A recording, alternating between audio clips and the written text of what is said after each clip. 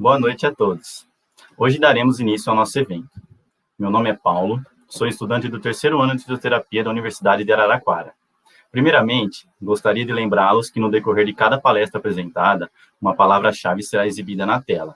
E é de suma importância que todos guardem cada palavra, para que ao final do evento possam preencher o formulário de presença adequadamente.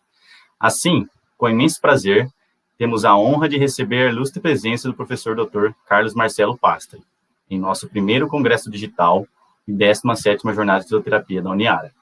O professor Marcelo possui graduação em fisioterapia pela Universidade Estadual Paulista Júlio de Mesquita Filho, mestrado e doutorado em Ciências da Saúde pela Faculdade de Medicina de São José do Rio Preto.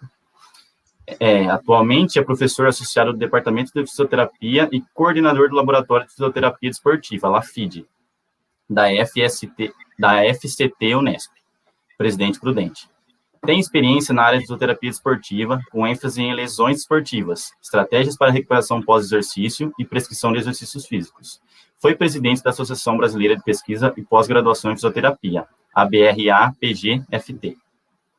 Diante disso, passo a palavra para o professor para que ele compartilhe conosco seus conhecimentos e saberes sobre a temática, fisioterapia de campo no esporte. Professor, mais uma vez, é um prazer tê-lo conosco, apreciamos muito seu trabalho e temos certeza que esse momento será muito proveitoso para cada um de nós.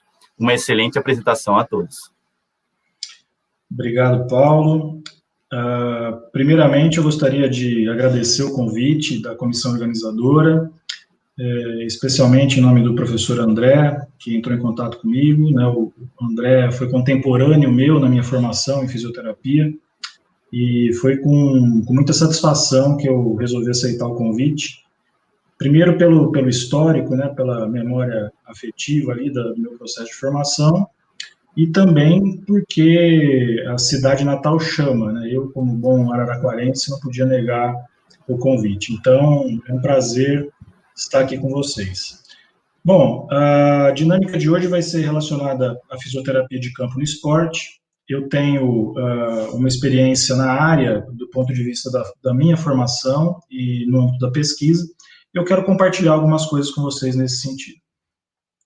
Primeiramente, eu gostaria de deixar claro, né, que a proposta da palestra ela é de relatar, em síntese, apenas a experiência na minha carreira, né, a formação acadêmica, os eventos esportivos de relevância, momento atual e a importância do conhecimento científico para a profissão.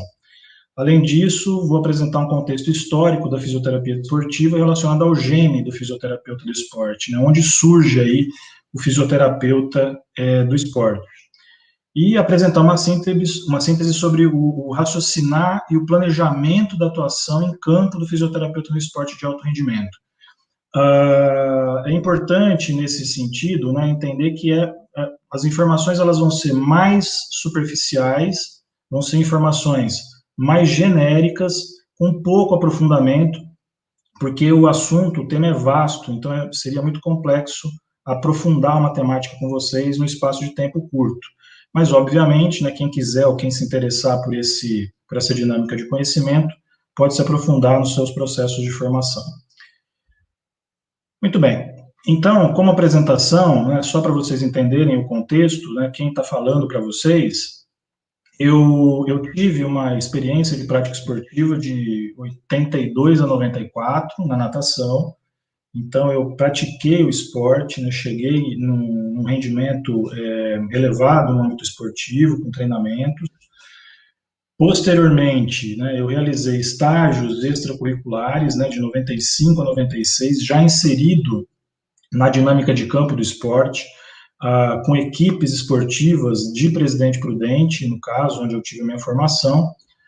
A minha graduação em fisioterapia foi em 96, né, e a partir disso, eu passei a atuar como fisioterapeuta do esporte.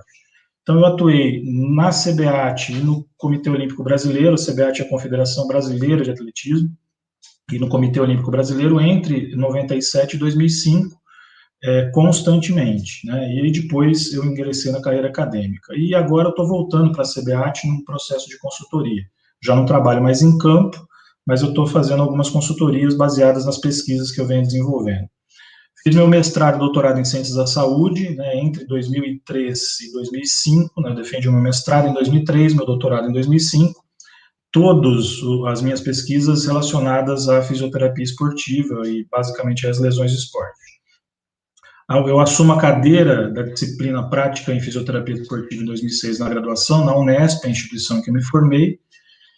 Realizo meu pós-doutorado em teoria do caos aplicada à fisioterapia esportiva, né, concluí isso em 2009 e fui livre docente em fisioterapia esportiva em 2013, que é o último título aí almejado no âmbito acadêmico dentro das instituições públicas do Estado de São Paulo.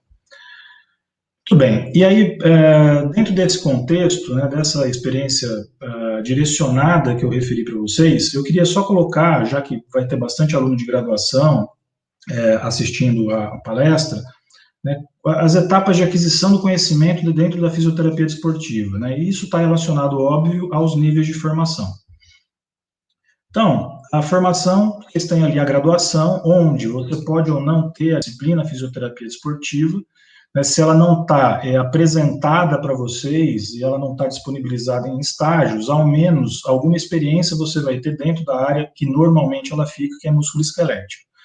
Na Unesp de Presidente Prudente, você tem uma disciplina e você tem estágios específicos em fisioterapia desportiva, pelo histórico ali construído dentro da universidade. Posteriormente, né, junto dentro desse processo, você tem as extensões dos estágios. Como eu apresentei para vocês, eu realizei estágios a partir de 95, eu estava no meu terceiro ano de faculdade, e eu fui procurar por estágios relacionados à fisioterapia desportiva. No caso, lá em Presidente Prudente, né, a gente tinha algumas várias equipes esportivas, então ficava fácil o acesso para você ter algum tipo de atuação dentro do campo do esporte. Existiam em algumas equipes alguns profissionais que auxiliaram no processo de entendimento de como as coisas funcionavam dentro do âmbito esportivo. Na pista da Unesp, treinava a equipe de atletismo, então era mais fácil ainda a gente conseguir um acesso ao universo esportivo estando dentro da universidade. Mas nada impede de você, fora da universidade, buscar por profissionais que estejam inseridos no mercado da fisioterapia esportiva para poder buscar o conhecimento. Eu apoio muito a ideia de realização de estágios e outros projetos de extensão relacionados ao esporte durante a formação, porque mesmo que você, por exemplo, que tenha uma identidade com o esporte, que goste do esporte, que tenha praticado, uma coisa é você ser submetido à prática, outra coisa é você realizar ações relacionadas à modalidade. É importante também a gente entender algumas diferenças. Existe um processo de formação profissional, existe um processo de titulação profissional. As titulações profissionais, elas são realizadas por associações e Conselho Federal. No caso da fisioterapia esportiva, ela é promovida pela SONAF junto ao COFITO. Então, se você quer ter o título de especialista, né, um profissional especialista em fisioterapia esportiva, você vai ter que recorrer à SONAF, que é a Sociedade Nacional de Fisioterapia Esportiva. Diferente das titulações acadêmicas. Então, você tem lá uma titulação profissional, que é uma prova que você presta e ela vê se você está capacitado para receber o título profissional daquela formação. Na pós-graduação, você cursa um determinado tipo de disciplina, né, você faz um curso, e esse curso ele tem significados diferentes ali. No primeiro momento, você tem o lato sensu, que é destinado, basicamente, ao aprendizado, ou aperfeiçoamento, ou atualização relacionado àquela prática que você vai desenvolver, nesse caso, a fisioterapia desportiva. E a gente tem dois tipos de lato sensu, né? Na verdade, a gente tem, são as especializações. Hoje é a residência, que também é uma especialização. Então, a residência hoje, né, como lato sensu, ela também promove a formação dentro de áreas específicas. E aí a gente tem o stricto sensu. O stricto sensu é uma formação mais específica, onde você está vinculado a um âmbito de pesquisa científica necessariamente. A formação é para você conhecer muito a respeito de um determinado assunto, de um recorte do assunto dentro, no caso aí que a gente está falando, dentro do esporte. Residência e especialização, você abrange, né, ela é mais ampla dentro da fisioterapia desportiva no seu processo de formação. Então, são essas as etapas aí que você teria para realizar o seu processo de formação profissional. Na atuação, a gente, obviamente, trabalha em âmbito clínico, no campo e na formação acadêmica. Hoje, a gente vai falar um pouco mais sobre as dinâmicas de campo, baseados ali na atuação do fisioterapeuta na arena do esporte. E é importante a gente entender também que a arena, ela não é só o campo de futebol, né? Aí a gente tem uma imagem do Coliseu, é um ícone de uma arena esportiva, né, que na verdade se travavam batalhas sangrentas, mas que eram relacionados à gênese do conceito do atleta, né, que é o combatente. Mas ela também pode ser ginásios, quadras, campos, pistas e piscinas. Então, qualquer âmbito que você esteja atuando no aspecto da fisioterapia dentro do esporte, provavelmente você vai comparecer a uma arena esportiva. Só para ilustrar, né, essa é uma arena, a mais famosa e mais linda arena da época antiga. Hoje a gente tem esta arena, que é a mais bela arena do mundo moderno. Muito bem. A partir daí, eu gostaria de falar um pouco para vocês, né, sobre o momento da fisioterapia ao longo do tempo. Então, a gente tem, desde da construção ali, né, dos agentes de saúde, enfim, né, que se formaram na época antiga, uma identidade muito próxima relacionada às ações para práticas de modalidades esportivas. Então, a gente tem a manifestação esportiva e o agente de saúde. Eu vou fazer um breve contexto para vocês, vou falar um pouco sobre os Jogos Olímpicos da Era Antiga e agora como estão os Jogos Olímpicos da Era Moderna, só para a gente entender a gênese da fisioterapia esportiva. Então, só para vocês entenderem, né, a relação de agentes de saúde com a atividade física, de forma geral, ela já é extremamente antiga. Existem relatos ali de 1900 antes de Cristo sobre a atuação de agentes, de pessoas dentro de tribos, dentro de cenários populacionais que realizavam ou orientavam a dinâmica de atividade física para manutenção, por exemplo, de níveis de saúde, né? Esse é o Papyrus, que é um documento famoso, né, o mais antigo registro da dinâmica de atividade física como meio de saúde. Em 900 a.C., os agentes de saúde eram sacerdotes. Então, eles eram ligados, né, a uma entidade, né, dentro daquele mundo politeísta, né, uma entidade santa, né, divina, e esses caras, né, que tinham essa chancela do divino, promoviam as dinâmicas de saúde dentro de uma sociedade. Mas não só dentro da sociedade em si, mas também dentro da prática de atividades esportivas. Nesse contexto, né, a gente tem ali os Jogos Olímpicos, né? Da Era Antiga, os primeiros Jogos Olímpicos registrados, eles são de 776 a.C., que obviamente aí foi realizado em Olímpia, vocês conhecem um pouquinho da história, e ele tinha apenas uma prova, que era a corrida do estádio, que na verdade era uma corrida em volta do estádio central, dentro de Olímpia, né, em Olímpia, que tinha mais ou menos ali seus 200 metros de distância, e aí você tinha só um vencedor. O termo atleta, né, ele vem de atos, que está relacionado a combate, a combatente, e de verdade é isso que o atleta faz, né? Ele compete com o seu adversário num confronto livremente aceito ou contra as suas próprias marcas para tentar ter os melhores resultados. E só uma coisa que é interessante, eu estou olhando, né, para a questão da Olimpíada agora, a gente tem dois termos que são utilizados quando a gente fala em Jogos Olímpicos ou Olimpíada, né, que são justamente esses dois. Jogos Olímpicos é o evento. Então, o que vocês estão vendo aí, né, na Era Antiga, é o evento Jogos Olímpicos.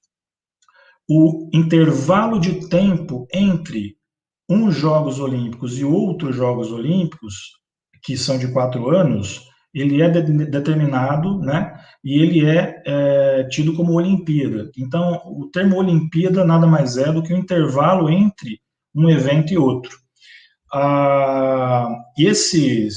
Essas dinâmicas relacionadas ao esporte, ela foi até 394 depois de Cristo, quando o Teodósios I, ali, né, sustentado pelas crenças do cristianismo, baniram qualquer tipo de atividade politeísta, e ela estava relacionada ao politeísmo grego, e aí os Jogos Olímpicos eles cessaram a partir desta data.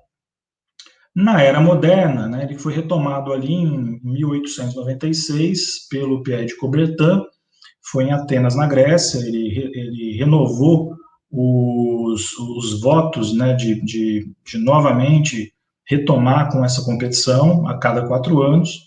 Essa é uma foto do estádio Panathinaikos, e, de fato, né, ele se propagou ao longo das eras e teve algumas interrupções. A gente não teve os Jogos Olímpicos da Olimpíada, né, da 6ª Olimpíada, da 12ª, da 13ª, por conta das guerras mundiais. Neste momento, dentro da fisioterapia, muita coisa foi acontecendo, porque os serviços especializados de fisioterapia foram aparecendo no âmbito das lesões de guerra, né? Isso tem um forte apelo músculo-esquelético e, obviamente, pela intensidade das atividades físicas e das lesões que podem ocorrer no esporte, elas também são o gene aí da dinâmica de fisioterapia desportiva clínica. Nas décadas ou entre 50 e 80, né, todas as coisas elas começam a se organizar, são criadas algumas federações internacionais de fisioterapia, dentre elas a de fisioterapia desportiva, e também as pessoas passam, principalmente lá nos anos 80, a realizar mais atividades físicas e praticar mais esportes. E aí acontece o que a gente chama de epidemia de lesão esportiva, que demanda uma certa especialidade, que demanda uma certa organização de raciocínio clínico específica para aquelas atividades. E aí a fisioterapia desportiva, ela consegue se estabelecer de uma forma mais definitiva nessa nossa nova era. Só para vocês entenderem, né, o que acontece aqui no Brasil, a gente, no Comitê Olímpico Brasileiro, e as confederações, elas foram ampliando a participação de fisioterapeutas nas equipes esportivas. Então, eu falei lá, né, a partir dos anos 80, as coisas começam a aparecer com mais intensidade, e a partir dos anos 90, a participação da fisioterapia no âmbito esportivo em nível mundial se acentua, mas também dentro do Brasil. Em 96, por exemplo, em Atlanta, a gente tinha um fisioterapeuta, em 2006, fisioterapeutas, em 2004, 10 fisioterapeutas, e a partir daí, os fisioterapeutas eles passam a ser uma proporção da equipe médica, também relacionada a uma proporção do número de atletas que existem dentro daqueles Jogos Olímpicos específicos. Então, esse é um histórico aí relacionado à fisioterapia, ou os agentes da saúde que se tornaram especialistas, que se tornaram muito especialistas em relação à fisioterapia, e que congregam ali a fisioterapia esportiva. O nosso gene da fisioterapia esportiva está relacionado, sim, às arenas de competição que vem lá do passado, a esses agentes que trabalham em campo, e efetivamente aos especialistas que trabalharam, que estudaram, que pesquisaram, que atuaram dentro de situações bastante específicas, como é o caso de qualquer modalidade esportiva. Então, a gente tem lá o cenário de treinamento, né, o fisioterapeuta de campo, ele pode estar no treinamento, ele pode estar em competições, e ele também pode estar nos momentos de interstício entre uma coisa e outra, no lazer, descanso e outras atividades. É engraçado que essa terceira, o atleta tem com bastante tranquilidade, o atleta de forma geral, é claro, mas muitas vezes no momento de lazer e descanso da equipe esportiva de forma geral, quando o sujeito está em transição, o atleta, ou existem atletas lesionados, e aí o fisioterapeuta também tem que entrar em ação. Então, os 3 turnos aí, a gente atua, mesmo no lazer da grande maioria da equipe, a gente está lá atuando na reabilitação de lesões que provavelmente vão acontecer, E se a gente fizer um trabalho de prevenção muito bem, ótimo, a gente consegue aproveitar um pouquinho mais. Se não, um abraço, né, a gente vai ter que trabalhar um pouquinho mais aí também nesses períodos. Basicamente, a gente vai falar um pouquinho hoje no âmbito do treinamento. E o que é o treinamento? Bom, treinamento como conceito, né, são repetições sistemáticas de tensões musculares dirigidas com fenômenos de adaptação morfológica e funcional, visando a melhora do desempenho. Então, treinar é repetir. Então, tem que repetir sistematicamente determinadas ações de maneira sistematizada, ou seja, organizada, dentro de critérios técnicos, fisiológicos, biomecânicos, que permitam ali uma melhora do desempenho a partir de processos de adaptação, tanto na forma como na função. Só para vocês entenderem, o processo de treinamento, ele é baseado em estímulos que nada mais são do que agressões, que é o treinamento. Então, um tiro, uma sequência de tiros, né, um trabalho de velocidade, um trabalho de fundo, um trabalho de força, de resistência, são estímulos. E esses estímulos, eles têm características que incidem no âmbito estrutural e metabólico, considerando a agressão. E, do ponto de vista regenerativo, né, como um aumento ali de metabolismo sem uma sobrecarga que pode promover um processo de regeneração. E dentro desses estímulos, né, as exigências, elas são lá basicamente dois grandes grupos, bioquímicas e neuromusculares. Entendendo que essas duas situações, elas repercutem sobre qualquer outro sistema do corpo, sobre qualquer sistema do corpo, proporcionando ali a capacidade de você responder aquilo e promover o seu processo de adaptação. E, além disso, a gente tem que pensar em como periodizar o processo, né? Todo o processo de periodização ele é feito de um binômio, que é o estímulo e a recuperação. Então, estas duas palavras são palavras-chave para o fisioterapeuta. É o que eu falei, eu vou falar de forma bastante superficial, mas é mais do ponto de vista filosófico. Recuperação e supercompensação. Essas duas palavras são palavras importantes porque está aqui a efetividade ou não da proposta da fisioterapia de campo. Então, a gente está esquecendo ali a reabilitação de lesões, prevenção, nada. Estou pensando aqui em como fazer o sujeito recuperar mais rápido, se isso é possível. Então, eu tenho lá estímulo e recuperação, e isso vem de encontro com o processo da supercompensação, que pode acontecer na sessão de treino e entre os treinos. Só para vocês entenderem, também dentro desse contexto, isso é um plano geral de treinamento. Né? É uma brincadeira, claro, né? Que está colocada aqui para vocês só perceberem de que maneira o treinamento esportivo ele incide sobre o atleta. Então, quero que vocês percebam o seguinte, como que é a conformação de um plano de treinamento e como nós, fisioterapeutas, podemos incidir sobre o processo de recuperação e supercompensação do atleta. Então, vamos lá. Então, a primeira coisa para a gente entender é o seguinte, a divisão do treinamento, né, pelo menos a maioria dos treinamentos, tem um processo de periodização em blocos. Então, os blocos, na verdade, eles são divididos ali em ciclos.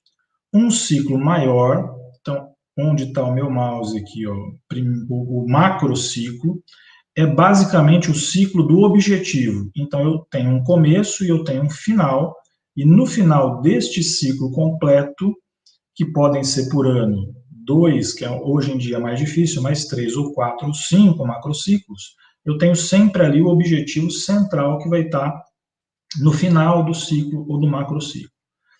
A partir destes ciclos, eu tenho blocos que são menores, chamados mesociclos.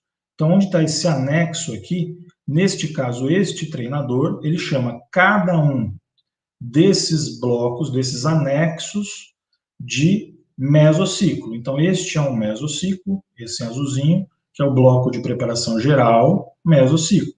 Bloco de preparação específica, outro mesociclo, e assim por diante. Técnico, competitivo, técnico, competitivo. Dentro desses mesociclos existem os microciclos, que são compostos por semanas. e estas semanas são distribuídas dentro de cada mesociclo, que está dentro de um macrociclo. Essa é a dinâmica de cargas, essa aqui embaixo, onde está meu mouse agora. Então, vocês estão observando aqui em azul que existe um aumento de volume ou intensidade e depois uma redução deste ou volume ou intensidade, e assim sucessivamente, né? Isso é um exemplo, não quer dizer que isso seja constante, mas dentro do processo, toda essa dinâmica de carga é realizada para poder proporcionar ali no fim, né, de cada processo, basicamente performance. Vocês veem aqui que tanto o volume quanto a intensidade estão baixos no bloco competitivo, justamente para poder proporcionar a melhor performance possível. Vocês percebem também que, se aproximando do bloco competitivo, as dinâmicas elas vão reduzindo também. Só isso já é um processo de recuperação, já é um processo que propõe uma supercompensação. E a gente vai atuar olhando para esse quadro. Então, eu, fisioterapeuta, eu preciso olhar para esse quadro para saber quando meu atleta vai treinar mais, quais as características desse treinamento para eu poder atuar ou oferecer a minha técnica que vai de encontro com esse processo. Então, isso, gente, é bastante interessante. Conhecer o treinamento é fundamental para a gente inserir aí as nossas ações técnicas. Então, o resumo disso é que um macrociclo é a meta, um mesociclo são os blocos e um microciclo é uma semana. Essa é a dinâmica que a gente tem, ok? Tem lá o meu objetivo central, tudo isso aqui é um macrociclo, os meus mesociclos que são os blocos e os meus microciclos que são as semanas. Dentro de cada microciclo, a gente aqui tem os dias das semanas, que são as unidades de treinamento. Essa é uma representação do que seria a supercompensação. Então, você imagina, acompanhando aqui no meu mouse, eu tenho um estímulo onde eu perco, por exemplo, aqui a gente está falando, a gente está falando de substrato energético, perdi, e aqui eu recuperei. Perco, recupero, perco, recupero. Isso é uma lei. A supercompensação, ela sempre promove um processo de adaptação se o tempo de recuperação for adequado. Então, o objetivo da fisioterapia nesse sentido é promover uma mais eficiente, uma melhor recuperação nesse momento aqui, ok? Lembrem-se que se eu fizer uma técnica neste momento, por exemplo, onde o sujeito está recuperando e ele não está pronto para receber essa técnica, ao invés de ajudar, eu vou atrapalhar. Então, o timing do fisioterapeuta é extremamente importante e relevante para a gente melhorar o processo de supercompensação do atleta. Então, de novo, aqui tem as duas palavras-chave, a gente tem a recuperação e a gente tem a supercompensação, e é aqui que a gente tem que olhar dentro daquele quadro, daquela planilha de treinamento, para entender como a gente deve atuar para melhorar o processo de recuperação do nosso atleta. Nesse sentido, né, o objetivo, então, da fisioterapia seria informar sobre os potenciais fatores causais de lesão, preparar o atleta para a prática esportiva, auxiliar na recuperação estrutural, auxiliar na recuperação metabólica. Esses dois são fundamentais dentro da atividade de campo, tá? E esses aqui são clássicos dentro da atividade de campo. Isso aqui é basicamente orientação, é o conhecimento da modalidade, enfim, e esses três aqui são ações específicas. Então, para cada uma dessas ações, a gente tem uma estratégia para utilizar. Para isso, a gente tem os princípios do profissional atuante, que eles norteiam o fisioterapeuta e aí são base para o planejamento de ações. Quais são os princípios? São três. Primeiro, é conhecer e caracterizar a modalidade que vai atuar. O que seria isso? Conhecer lá os seus aspectos técnicos, táticos, geográficos, regras, etc. É extremamente importante para o fisioterapeuta que trabalha em campo entender da modalidade para saber quando ele pode atuar, se é que ele pode atuar e quais as armas que ele pode utilizar para tentar melhorar o processo de recuperação do seu atleta. Então, a modalidade esportiva, no seu status, o que ela representa efetivamente, O que ela é como conceito tem que ser conhecimento do fisioterapeuta.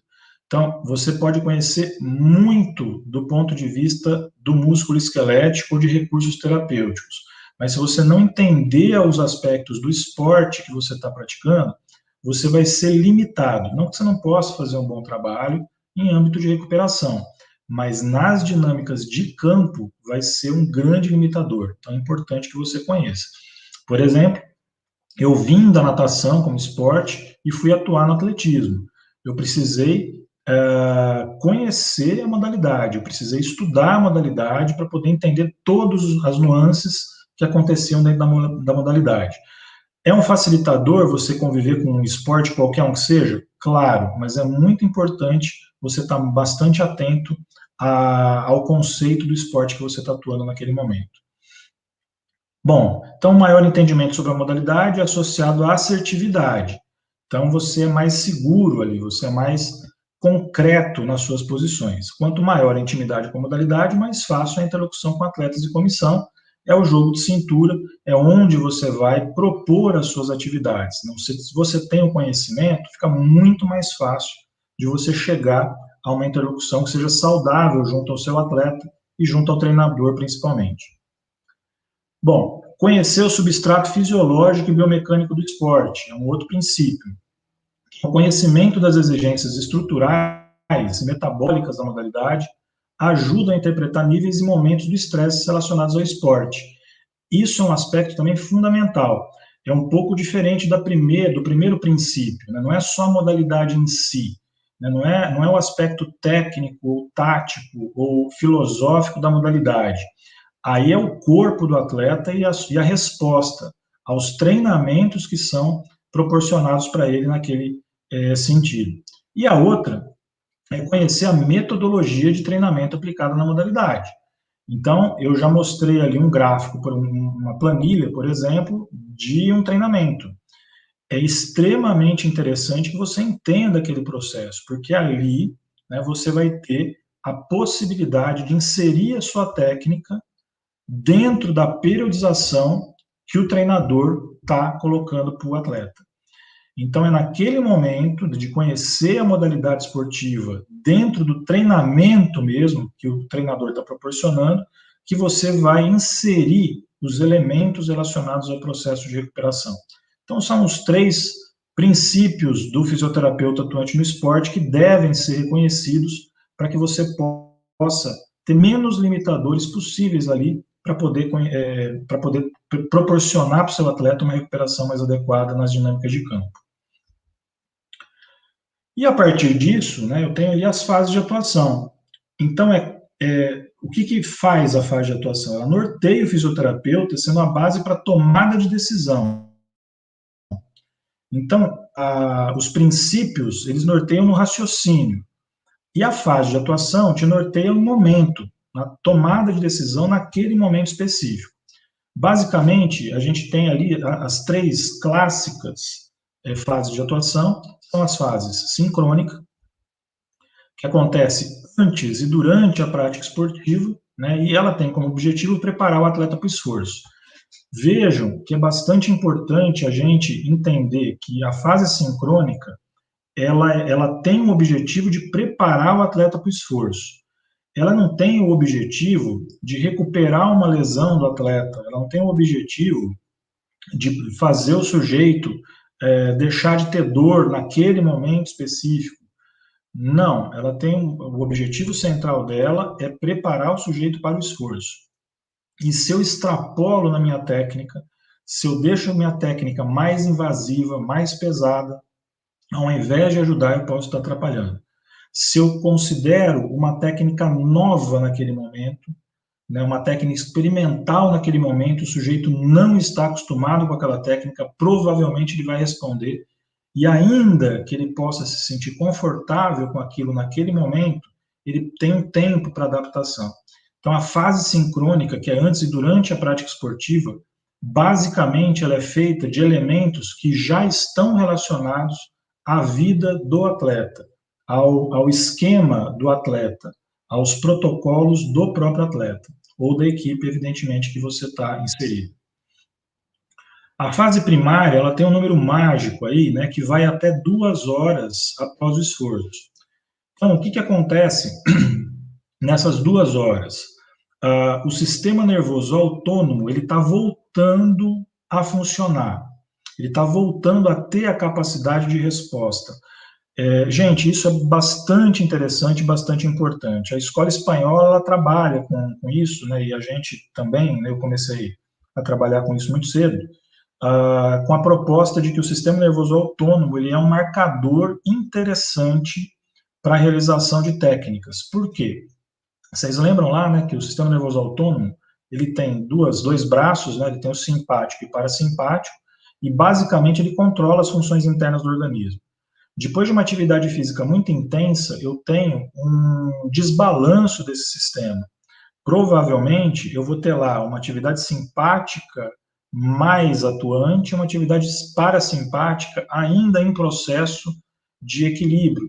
Então, enquanto não há um balanço entre esses dois braços do sistema nervoso autônomo, qualquer técnica que eu possa realizar e que seja mais forte, que demande uma resposta do seu atleta, provavelmente ele não vai responder bem, ou ele não vai responder da melhor maneira possível. Então, até 2 horas após o esforço, os meus objetivos são manter o estado de tônus muscular. Lembra que é manter. Essa palavra também é uma palavra-chave para essa fase. Auxiliar na recuperação metabólica e controlar processos de agressão tecidual.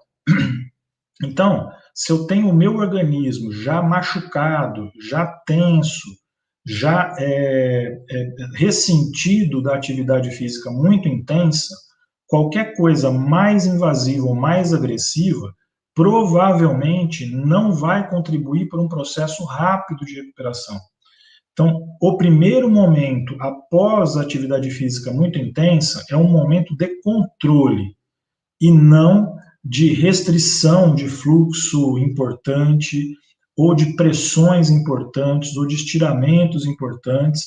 Por quê? Porque provavelmente o organismo não vai responder bem, não vai conseguir responder. E você está colocando o organismo do teu atleta em risco, ao invés de ajudar no processo de recuperação.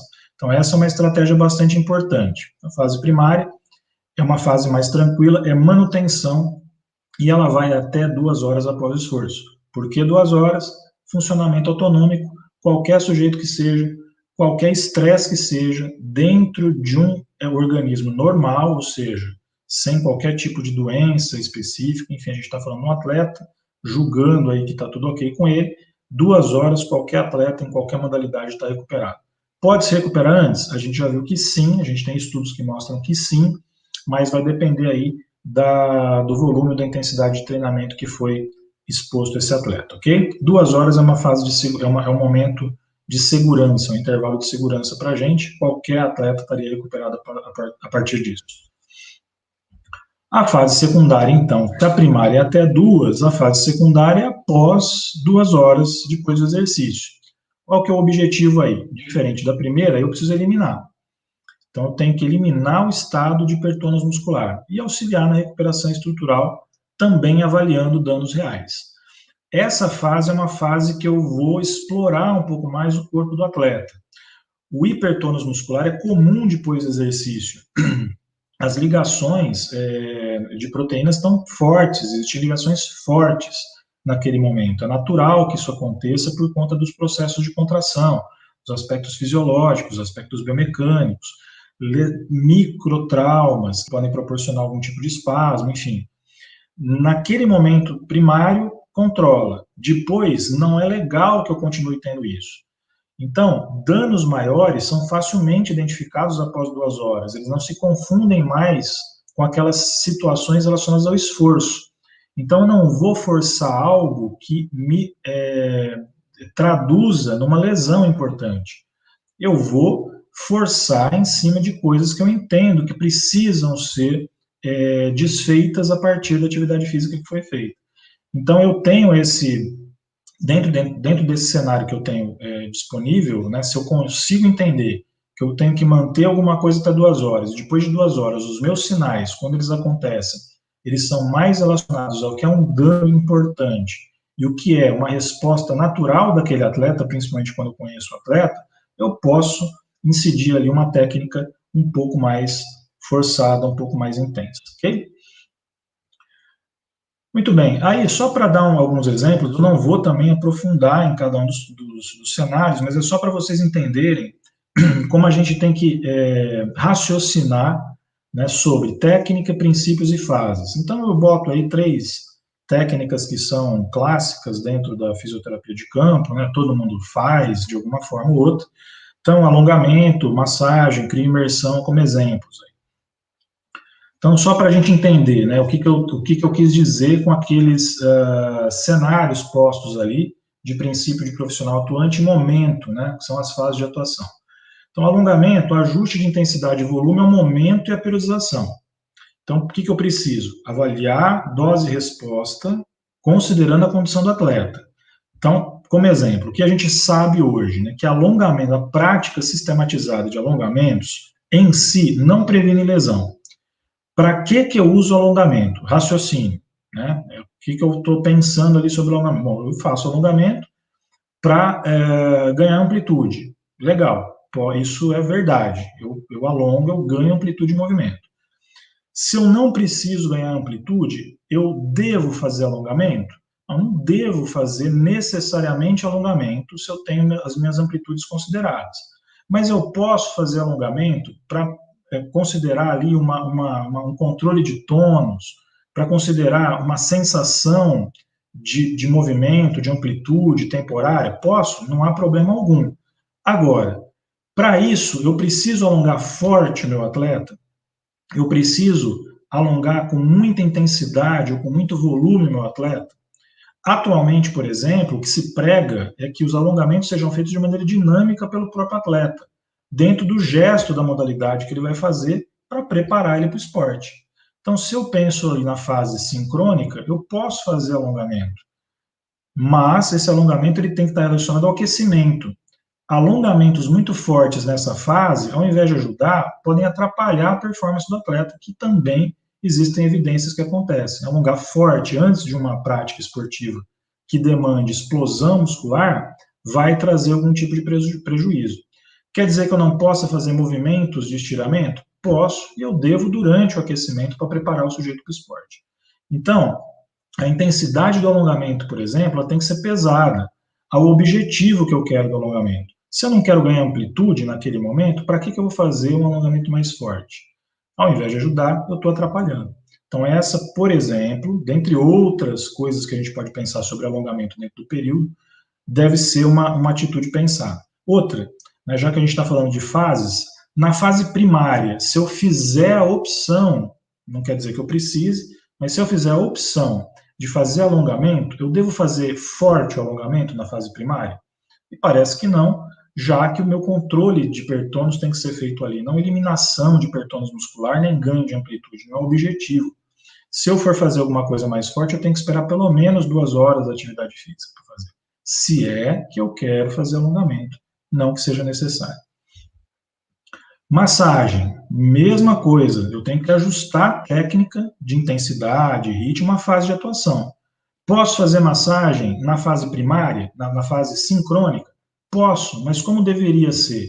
Superficial, rápida, para estímulo do músculo. Isso eu posso fazer, não há um problema fazer isso, não vou causar um relaxamento fazendo isso. Um tiro é curto, né? Eu preciso fazer algo que estimule a musculatura, a sua contração, e não que relaxe. Posso fazer massagem no momento primário?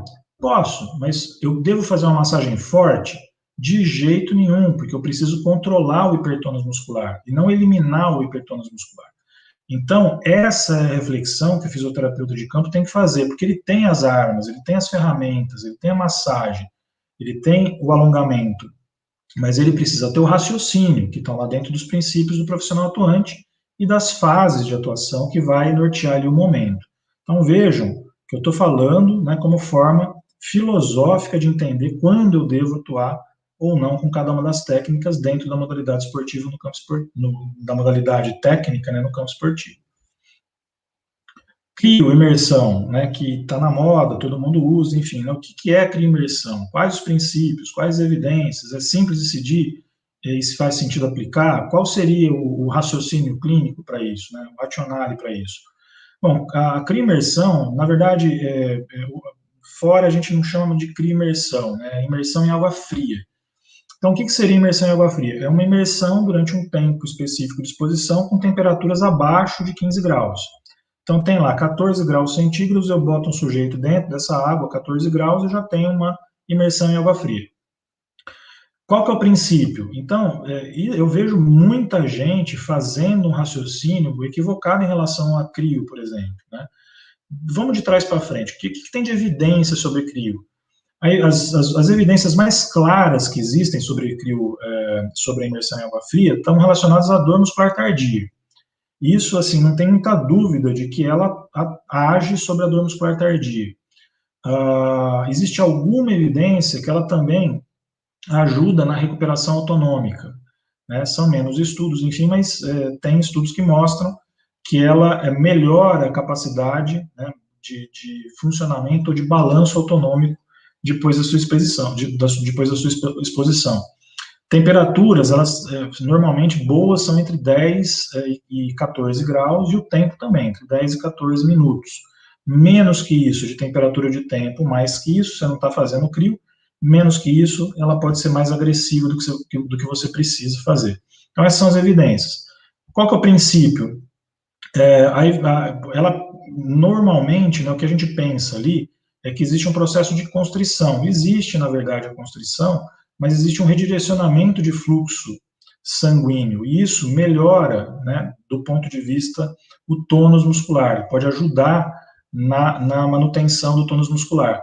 Então, é como se fosse um blackout neuromuscular que você estivesse fazendo a imersão. Basicamente, é isso que ela vai fazer. Ela não age sobre um processo inflamatório da maneira com que é feita. Então, quero ver se há redução de CK. Não é o objetivo dela. Ela, ainda que um ou outro estudo possa mostrar que isso aconteça, não faz, não é o objetivo central do processo. Então, eu sempre tenho que pensar que ela pode ajudar ali numa dorzinha tardia que pode acontecer, que ela pode dar uma melhoradinha no fluxo por conta do redirecionamento, que ela pode dar uma ajuda, ainda que pequena, no ponto de vista do sistema nervoso autônomo. Então, os resultados dela a curto prazo são favoráveis nesse sentido. Agora, se eu for fazer essa medida antes de uma prova, antes de uma competição, ou entre competições, eu preciso dosar. Quanto tempo esse cara vai ter para recuperar? Porque ela pode diminuir, depois de bastante tempo, a velocidade de condução nervosa, etc. E tal. Então, esse é o racionale que tem que ser feito com a crioimersão. Então, primeiro, se eu tenho lá, né, no primário, é onde ela tem que atuar, porque é onde são as melhores respostas. No secundário, ela não faz muito sentido. No sincrônico, que é entre ou dentro das competições, enfim, eu preciso dosar o tempo. Quanto tempo eu vou ter entre uma prova e outra para eu poder fazer ou não uma técnica de crio? Se for 15 minutos, não faz sentido, eu preciso manter o aquecimento. Então, precisa dar tempo do efeito acontecer, precisa dar tempo de um reaquecimento para eu voltar basicamente no ápice da minha performance. Bom, pessoal, então a síntese da proposta de atuação em campo, né, que eu havia falado para vocês no começo, é observar e caracterizar a dinâmica do treinamento. Então, de forma geral, você que vai fazer fisioterapia esportiva, faz uma imersão ali, senta com o treinador e tenta entender o que é o treinamento, o que ele pretende com aquele treinamento. Posteriormente, definir as técnicas relacionadas aos seus objetivos, né? O que cada técnica faz e por que eu estou fazendo isso. Depois, definir a fase de ação e adequar a técnica ao momento. Eu sei o treinamento, eu sei o que ele proporciona, eu sei efetivamente o que a técnica faz e eu sei o momento do atleta, se ele pode receber aquela técnica ou não. E, por fim, respeitar a supercompensação durante a aplicação da técnica. Lembrando que se o sujeito estiver recuperando e eu fizer uma técnica, ela pode repercutir. E eu tenho que fazer técnicas que repercutam positivamente e não que atrapalhem o processo de recuperação ou supercompensação. Bom, pessoal, eu vou encerrando por aqui. Queria de novo agradecer à comissão organizadora por convidar para falar para vocês. com uma homenagem, né? Dia 30 de setembro foram 20 anos da medalha de prata nos Jogos Olímpicos de Sydney 2000. Em 2000, a gente não teve medalha de ouro na delegação, né? Foi uma Olimpíada bem difícil ali para o país, mas a medalha de prata no atletismo ela ficou sendo histórica, né? Teve uma narração do Galvão Bueno, que era uma referência dentro das narrações esportivas, né, na TV aberta. É prata, é prata, é prata, é prata, e a gente conseguiu conquistar uma medalha de fato bastante difícil, que honrou essa equipe e me honra também ter feito parte dessa equipe. Então, todo esse racional que eu passei para vocês, ele foi aplicado, né? Eu comecei a fazer estágio com os meninos em 95, participei em 96 da preparação para Atlanta, né? E aí eu, formado já, eu entrei para trabalhar com a equipe, e a partir de 97 eu trabalhei com eles até 2005, basicamente, né? E eu participei aí dessa conquista, realizando, do ponto de vista de planejamento, as dinâmicas de fisioterapia. Eu queria compartilhar com vocês ali o Instagram do Lafid, que é o laboratório que eu coordeno, né, @Lafid_Unesp. Sintam-se à vontade aí, a página está livre, né, e tem algumas coisas, pesquisas e depoimentos relacionados à fisioterapia desportiva. Então, agradeço mais uma vez ao convite e eu desejo que vocês tenham um excelente congresso. Muito obrigado.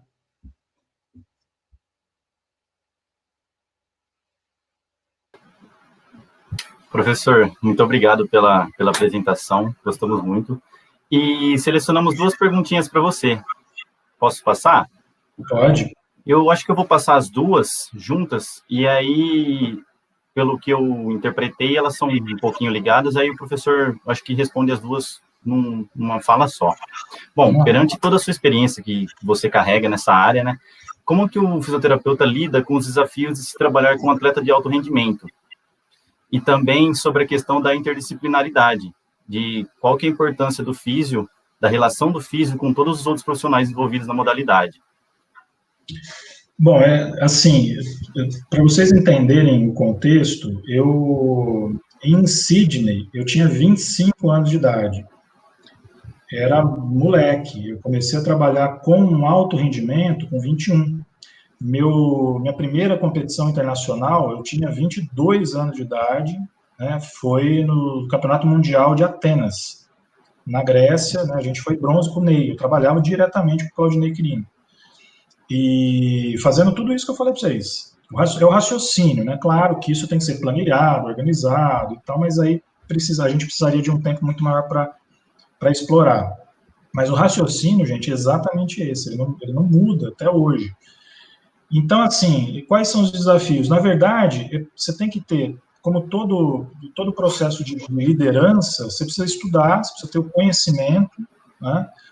E foi o que eu investi. Eu não tinha experiência em campeonato mundial, né? Que experiência que se tem no campeonato mundial? Mas eu tinha o conhecimento das coisas que aconteciam no esporte, na modalidade, né, e eu estudava, né, eu me preparava para poder responder aos desafios que apareciam. Então, eu acho que assim, é muito difícil, porque isso é muito individual, uma situação muito individual. É difícil falar o que vai funcionar para todo mundo. Né? Todo mundo tem um ritmo, tem uma demanda, tem uma dinâmica. Eu, por exemplo, funcionava muito bem sob pressão. Então, quanto mais pesado era o negócio, mais rápido eu conseguia responder. Não me pergunte por quê. Eu atribuo isso a estar muito bem preparado para o momento. Né? De novo, conheci o esporte, saí da natação, eu conheço hoje o atletismo melhor, eu nadei mais tempo, acho, do que eu fiquei no atletismo. Mas eu conheço hoje muito mais atletismo, tecnicamente, fisiologicamente, do que a natação, por exemplo. Eu acho que esse é a primeira resposta, né? Eu acho que é você ter o conhecimento e participar efetivamente da vida do esporte, tá? E a segunda, eu acho que primeiro é essencial que você tenha uma condição de trocar experiências com outros profissionais, né? Na minha época, Paulo, não havia muito dessa inter-relação. Ela foi começando a acontecer depois. Mas o que eu posso dizer para você é que, assim, de novo, são personalidades diferentes, as pessoas são diferentes, nada é uma regra. Mas no meio esportivo, a rigor, você precisa trabalhar bem em equipe. Você precisa ter cumplicidade, né, de todo mundo que está ali, do atleta, do técnico, do preparador físico, do médico, do enfermeiro, do dentista, todo mundo. O que você tiver, você precisa ter uma cumplicidade. E o programa de ações, ele vai ser melhor ou mais eficiente quanto mais ajustado for essa equipe. Imagina a Fórmula 1, tá? Então não adianta, se o mecânico está brigando com o engenheiro-chefe ou com o atleta, que é o carro e o piloto, né? Essa é uma correlação importante. Imagina o técnico com o engenheiro-chefe. Imagina lá o fisioterapeuta, toda a equipe de apoio, né, como mecânico, incluindo o fisioterapeuta. Imagina o carro, né, que é o carro, e o piloto, que seria o cérebro do atleta, né, o conjunto aí. Se todas essas coisas não tiverem ajustado, você não vai conseguir a melhor performance possível. E no Brasil, para você conseguir um resultado lá fora, você precisa ter isso perfeito. Exatamente. Porque lá é fácil, não é que lá é fácil, é que lá tem mais possibilidade ou mais recurso. Então, assim, se não houver esse ajuste multidisciplinar, dificilmente você vai ter um resultado positivo. Então, não adianta, hoje, até com o conhecimento que eu tenho, com a experiência que eu tenho, se eu caio numa equipe, isso não vai acontecer porque eu sou docente, não vou, mas estou aposentado de campo, mas se fosse acontecer, ainda que eu conhecesse muito da fisioterapia esportiva de campo, se não houvesse um ajuste da equipe que eu estou lá dentro, dificilmente eu teria resultado. Tá? Dificilmente eu conseguiria fazer os resultados que eu gostaria de fazer dentro da minha equipe. Então, é fundamental. Então, as perguntas são muito oportunas e eu espero tê-las respondido. Respondeu sim, muito bem. Professor Marcelo, então, mais uma vez, gostaria, em nome da comissão organizadora, de lhe agradecer pelo tempo disponibilizado, viu? E por nos propiciar e compartilhar tamanho conhecimento sobre o assunto. Novamente, obrigado, e agradecemos a todos que permaneceram conosco como ouvintes.